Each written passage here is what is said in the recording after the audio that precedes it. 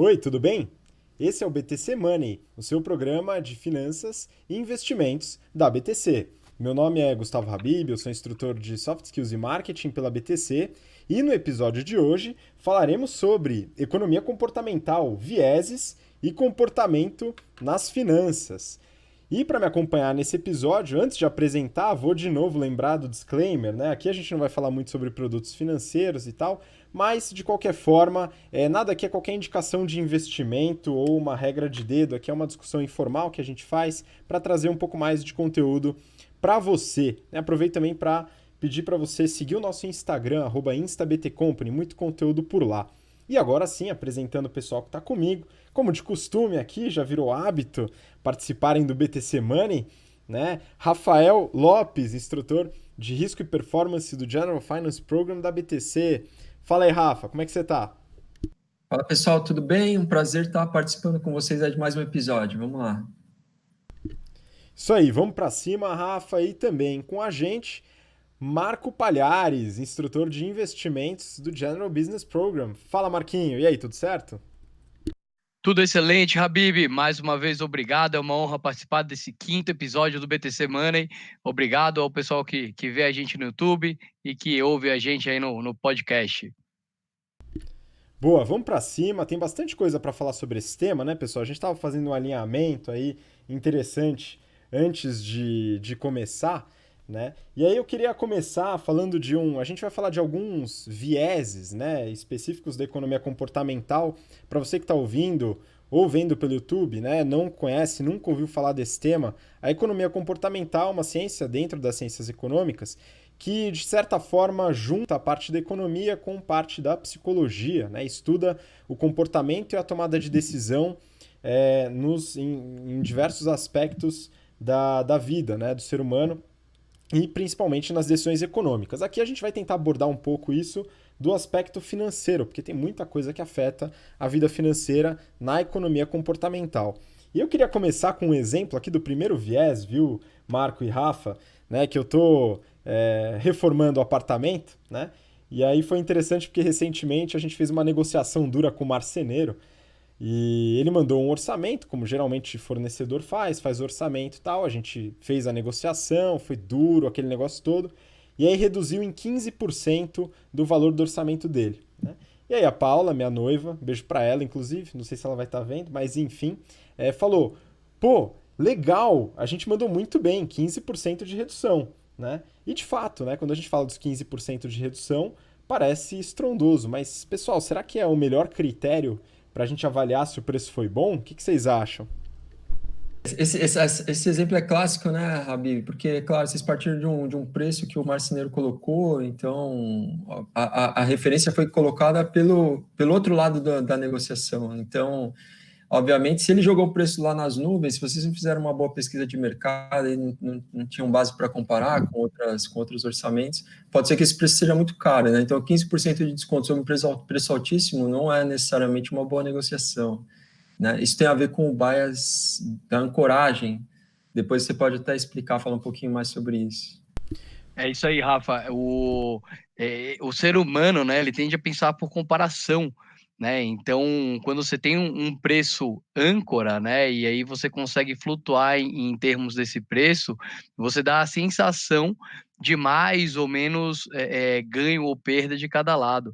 Isso é bem comum, assim, essa ancoragem, por exemplo, em vendas, né? Quando você vende algum produto, né, você ancora um preço, então tem lá uma TV por R$ 1.000 e aí Black Friday 20% de desconto, né? Então você acha que é muito barato comparado com o preço inicial, né? Ser humano tem muito disso em várias áreas da psicologia, né? Isso também é muito comum em ação, né? E aí daqui a pouco a gente vai falar sobre o sunk cost fallacy, né? E a gente fala mais um pouquinho sobre isso.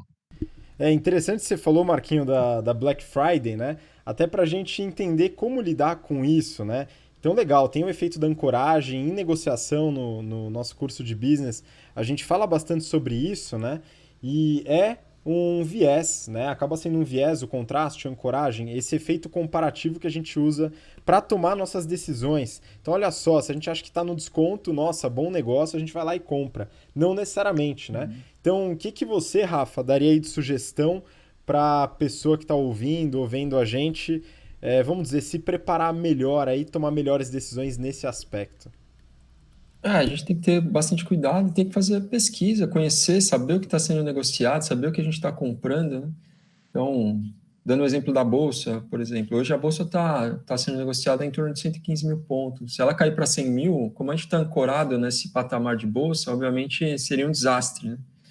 Mas até pouco tempo atrás a gente estava desesperado para bater os 100 mil pontos, ou seja, os 100 mil pontos que era aquela marca inatingível, e quando a gente atingisse, todo mundo ia ficar rico, né?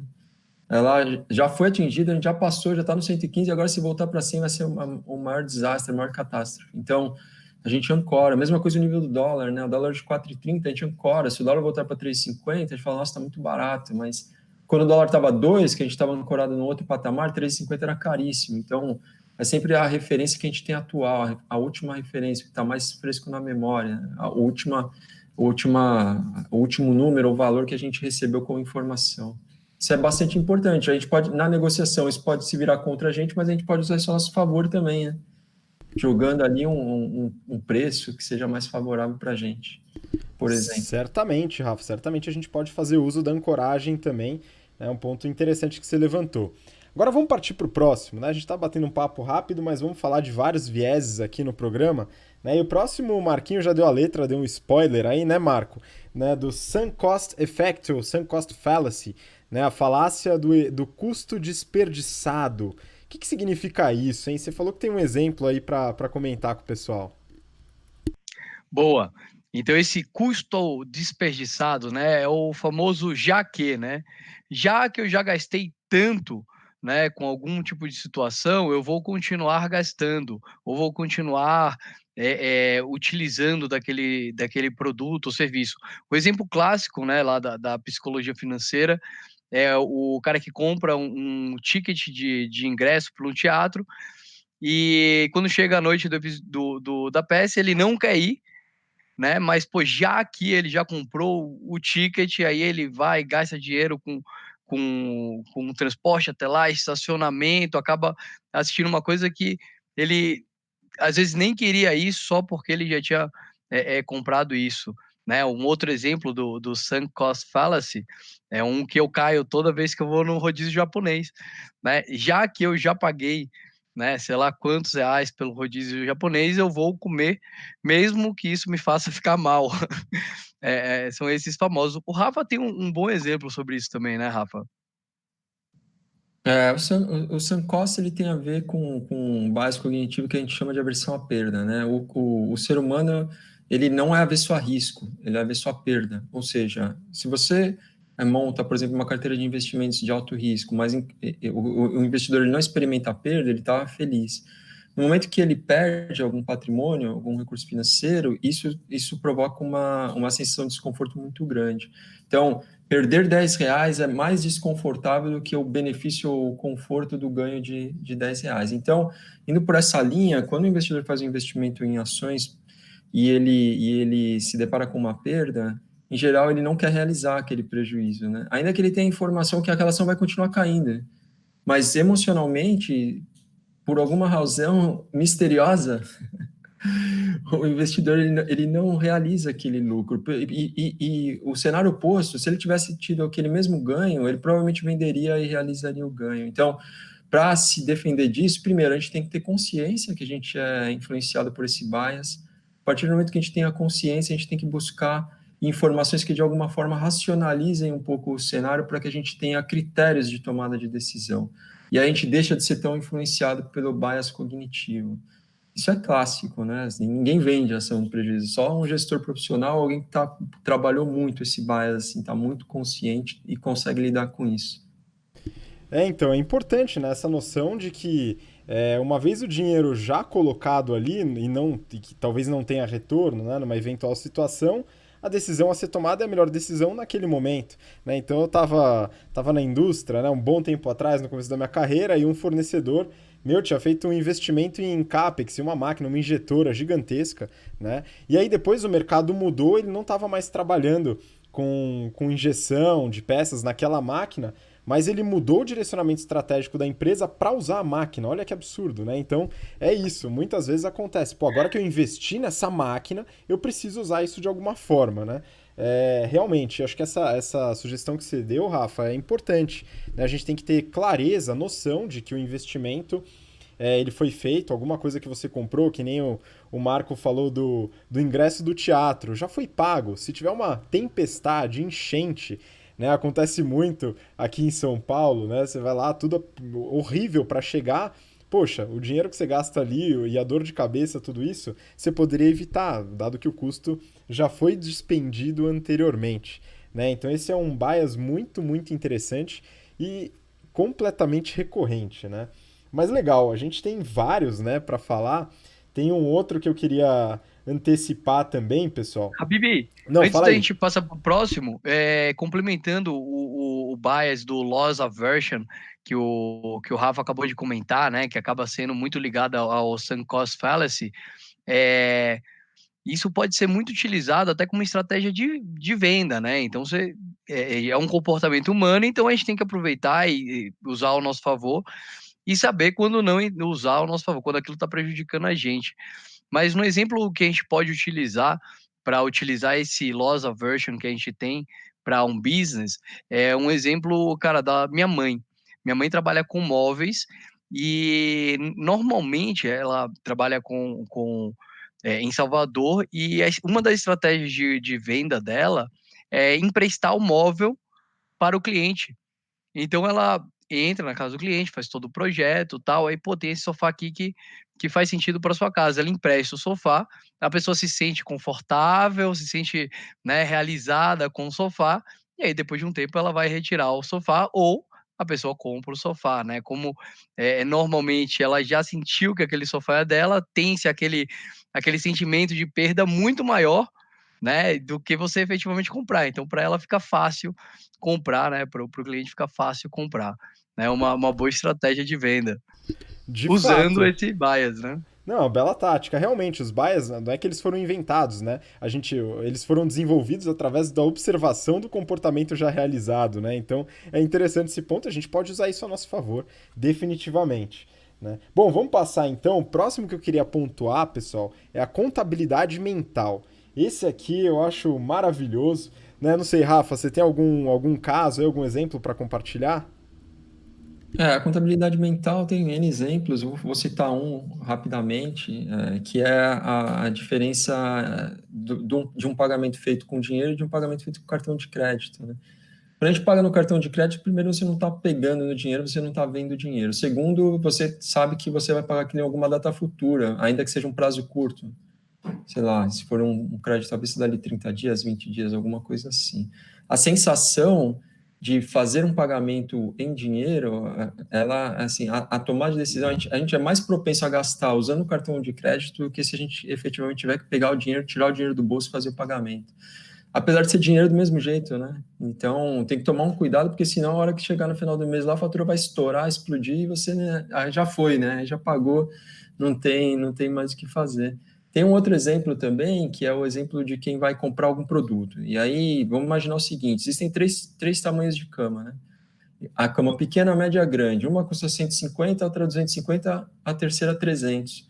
E aí, um belo dia, tem uma promoção, que as três camas estão custando R$ 150. Só que no seu quarto não cabe a cama grande, a king size. Você vai ter que tirar o criado mudo, você vai ter que tirar tudo, a TV, para pôr a cama. Mas como elas estão as três no mesmo preço, você vai querer comprar maior, apesar daquilo te causar um enorme problema depois, né? Então, falta uma certa coerência, um bom senso, né? Isso é outro caso do mental accounting também.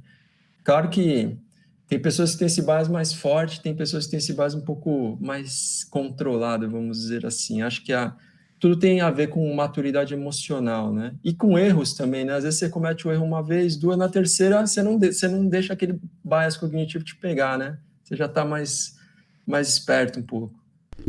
Pois é, meu. E você, Marquinho, tem algum caso aí de contabilidade mental, compartimentalizar os gastos, né? Isso é uma coisa interessante.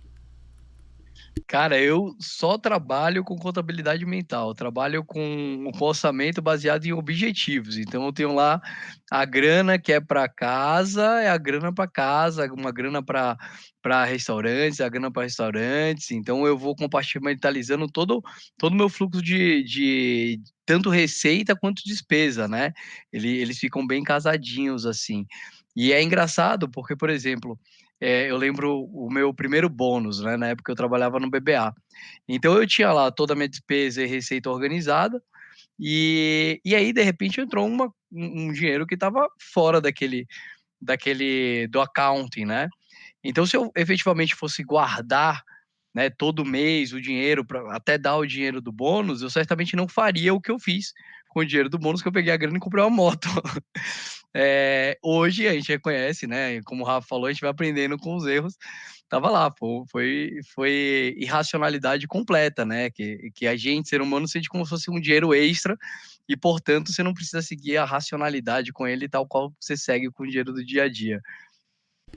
Pois é, Marquinhos, esse é um ponto interessante, né? Porque o princípio básico do dinheiro é que ele é intercambiável, né? O dinheiro, não tem diferença entre o dinheiro do investimento, o dinheiro do bônus e o dinheiro do salário, né? Isso daqui é uma contabilidade mental que a gente faz, muitas vezes de forma inconsciente, né? Para, de certa forma, facilitar um pouco, dar um certo um atalho para as nossas decisões, que é o que você falou de comprar moto com bônus. Se você recebesse todo mês o valor que não seria o correspondente ao bônus que vem direto no fim do ano, aquela bolada, né? Você não faria essa compra que muitas vezes é prejudicial. Pode não ser, mas a ideia é que seja consciente, né? Esse é o famoso dinheiro que entra fácil, vai fácil, né? Você separa, né? Não, aquele eu suei muito para ganhar, esse eu vou poupar. Não, mas esse aqui eu ganhei fácil, então esse aqui se vai. Esse é o seu gasto. Mas Rafa, o que mais tem é o pessoal do mercado financeiro que torra bônus em gravata chique e terno, viu, cara? Isso daí tá lotado. Mas eu queria compartilhar, pessoal. Tem um livro, quem tá no YouTube tá vendo aqui, quem tiver no Spotify vai ficar sem saber, não tô brincando. Chama Misbehaving, de um autor chamado Richard Thaler, que é ganhador do Nobel pelas pesquisas em economia comportamental. Esse livro é fenomenal e ele traz um exemplo bem interessante de contabilidade mental, que foi um estudo feito nos Estados Unidos em relação ao preço da gasolina. Né? Então lá eles têm gasolina normal, premium, aditivada, etc. Né? E aí teve uma época com uma redução muito forte no preço do combustível. E aí eles fizeram uma série de análise de dados com os consumidores e perceberam que no período de redução do preço da gasolina, ao invés de reduzirem o gasto com combustível, houve um aumento de 14 vezes na busca de combustível aditivado. Né? Ou seja, e nesse mesmo período, para reforçar o ponto, nesse mesmo período não houve aumento de gastos em mercado, por exemplo, né? Itens básicos de mercado. Então isso indica, né, de certa forma, em alguns aspectos, que a gente tem um dinheiro separado para o combustível, um dinheiro separado para o mercado, né, e como se fossem dinheiros diferentes. E acho que a sugestão que fica, né, para quem está ouvindo, entender que existe esse viés, né, e fazer um orçamento de uma forma, vamos dizer, consciente, né? Não nessas pegadinhas, mas fazer essa separação sabendo como aplicar o dinheiro e sabendo que ele vem independente da forma, né? Que o bônus, o investimento e o salário são todos dinheiros da mesma forma. Mas orçamento é um tema que a gente vai entrar mais a fundo no próximo episódio, aí já dando o disclaimer, né, pessoal? Mas é uma boa prática você ter um orçamento aí para evitar essa falácia. Posso seguir então? Vamos lá? Estou liberado, pessoal? Manda Bora. bala, Habib. Então vamos lá, pessoal. O próximo também é muito bom. O que o Rafa colocou do cartão de crédito também se encaixa nesse viés, que é o viés da dor do pagamento, né? E aí, Marquinho? Esse aqui é interessante, né? Sair com o dinheiro na mão dói muito mais do que você fazer um plano de assinatura, né?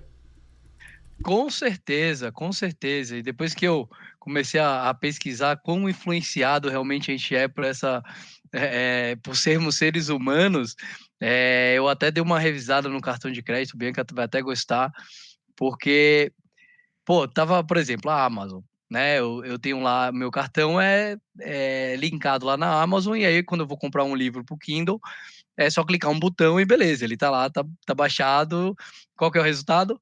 eu tenho um livro para uma vida inteira lá no Kindle, que certamente eu não vou nem conseguir ler, metade. Então, eh, certamente agora, tendo que colocar o cartão toda vez que eu for comprar, as coisas imagino que vão ficar mais difíceis, né. Então, é o famoso a famosa fricção na compra, né, que a gente como, olhando para reduzir a despesa, a gente tem que ser o mais ter mais fricção possível na compra, enquanto o lado da pessoa que quer vender quer que essa fricção seja a menor possível, né.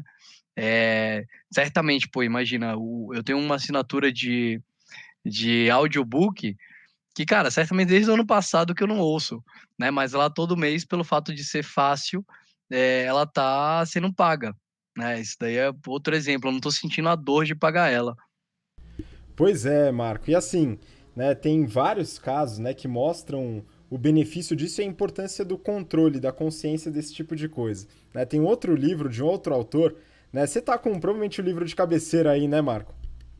Comecei a ler aqui, né, quando a gente decidiu o tema desse último BTC Money, o Previsivelmente Irracional, do Dan Ariely, né, a versão em português tá com a inglês aí, né?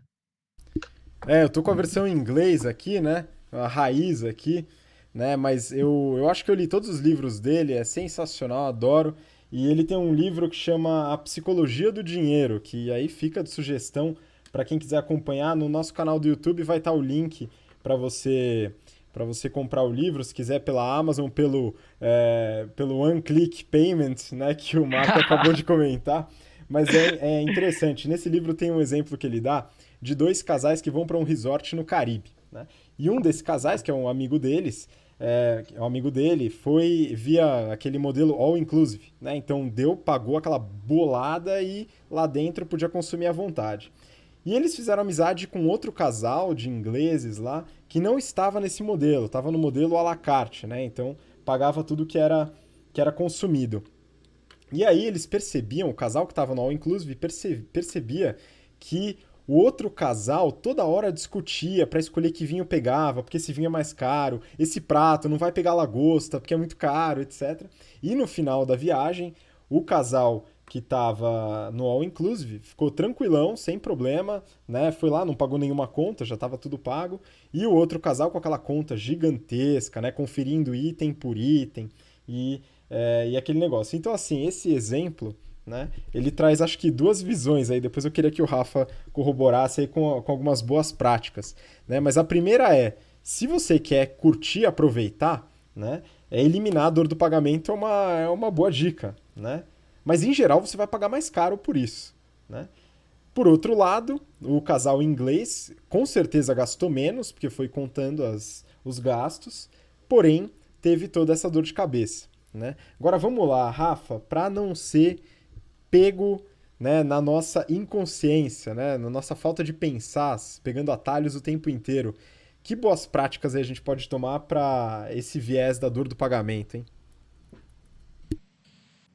Aqui você tem que saber o quanto você pode gastar, basicamente é isso, né? Porque se você gastar mais do que o que você tem capacidade, você vai ter algum problema em algum momento futuro.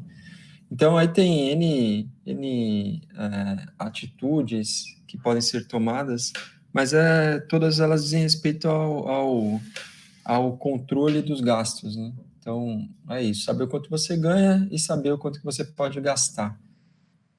Eu acho que, até complementando isso que você comentou, né, e falando do exemplo do Marco, se você quiser economizar na Amazon, por exemplo, desabilita o One Click Payment. Né? Eu acho que é uma dica, talvez. E, eventualmente, né, tem muita gente que gosta de participar daqueles programas de assinatura de vinho, por exemplo. Né? Em geral, no programa de assinatura de vinho, você vai gastar mais do que se você comprar o vinho pontualmente. E toda hora despender o valor do vinho. Ah, o preço é promocional. Sim, a questão é que você vai acabar consumindo mais do que você consumiria, né? Marco, não é É, isso aí? Você que é um apreciador de vinhos? Com certeza, Habibi. Quanto mais fricção no pagamento, mais fácil de economizar. E vou ser sincero, estou no momento agora construindo lá o apartamento, meu Deus do céu. né, reduzindo todas as outras despesas. Então, foi bom a gente ter gravado, inclusive, esse episódio para chamar a atenção o quanto a gente pode gastar dinheiro de uma forma, né? Ele só vai, né, Rafa? A gente tem que tomar cuidado para não entrar em fria, né, cara? Não vai pro resort, vai ali vai pra Praia Grande, né? Vai para Santos, pega uma casinha legal lá, um Airbnb, tá tudo certo.